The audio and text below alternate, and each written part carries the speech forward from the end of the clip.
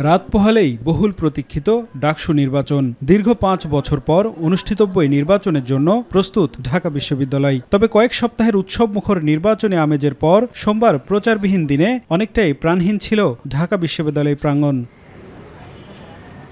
নির্বাচনের আগ মুহূর্তে এসে সাইবার হামলার অভিযোগে মধুর ক্যান্টিনের সামনে সংবাদ সম্মেলন করেছে ছাত্রদল সমর্থিত প্যানেল। যারা সাইবার অ্যাটাক দিচ্ছে তাদের বিরুদ্ধে আপনারা আগামীকালকে ব্যালট অ্যাটাক দিবেন। আপিল করে রেখেছি প্রমাণ আদি দিয়ে। আমি জানি না আমি আইডিয়ার নির্বাচনের আগে ফিরে পাবো কিনা। এছাড়া ভোটের দিন ক্যাম্পাসে নিরাপত্তার শঙ্কার কথা জানিয়েছেন একাধিক প্রার্থী। এখন পর্যন্ত আমরা দেখতে পাচ্ছি যে বিশ্ববিদ্যালয় ক্যাম্পাসের চতুর্দিকে যেভাবে নিরাপত্তা বেষ্টনী তৈরি করা দরকার ছিল তার সিকিভাগও এখনো ওইভাবে করা হয় নাই। তবে ক্যাম্পাসে নিরাপত্তা জোরদার করার কথা জানিয়েছে পুলিশ। যে কোনো অপ্রীতিকর ঘটনা প্রতিরোধেও রয়েছে বাড়তি প্রস্তুতি। ঢাকা বিশ্ববিদ্যালয়ের এটি একটি গুরুত্বপূর্ণ নির্বাচন, তো সেই গুরুত্বের বিবেচনায় আমরা সর্বোচ্চ নিরাপত্তামূলক ব্যবস্থা সেটি গ্রহণ করেছি।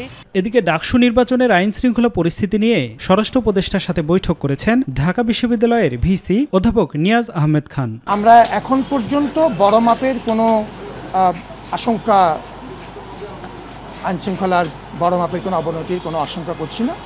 আমাদের কিছু বাধা বিপত্তি এই ধরনের বড় কাজে থাকে, সেটি আমরা সবাইকে সাহায্য নিয়ে অতিক্রম করেছি। দীর্ঘদিন পর অনুষ্ঠিত হতে যাওয়া ডাকসু নির্বাচন নিয়ে শিক্ষার্থীদের মধ্যে ব্যাপক উৎসাহ উদ্দীপনা লক্ষ্য করা যাচ্ছে। একটি দখলমুক্ত, সুষ্ঠু ও অংশগ্রহণ নির্বাচনই এখন ঢাবি শিক্ষার্থীদের প্রধান প্রত্যাশা। দলীয় প্রভাবমুক্ত একটি ডাকসু আমরা পেতে যাচ্ছি। সব মিলিয়ে আমরা যদি বলি, প্রচারণা কার্যক্রম শুরু হওয়ার পর থেকে গতকাল রাত 11টা পর্যন্ত অনেক বেশি আমেজ আমরা লক্ষ্য করেছি। এইরকম আমেজ আমরা ক্যাম্পাস লাইফে আসার পর আমরা দেখি নাই। এবারকার যে আমরা লিফলেট বলবো বা তাদের যে প্রচারণার সিস্টেমটা ছিল একটু ইউনিক ছিল, তারা ক্রিয়েটিভ হওয়ার চেষ্টা করেছে। শিক্ষার্থীদের ভিতরকার ক্রিয়েটিভ পাওয়ার বের হয়ে আসছে, তার উপর দিয়ে তারা নিজেদেরকে সুন্দর মতো প্রচারণা করছে। এটা দেখে অনেকটাই ভালো লেগেছে। 8টি কেন্দ্রের 810টি বুথে প্রায় 40,000 শিক্ষার্থী এবার তাদের ভোটাধিকার প্রয়োগ করবেন। এদিকে 28টি পদে প্রতিদ্বন্দ্বিতা করছেন 470 জন প্রার্থী। এবারই প্রথম এলইডি স্ক্রিনে সরাসরি দেখানো হবে ডাকসু ভোট গণনা।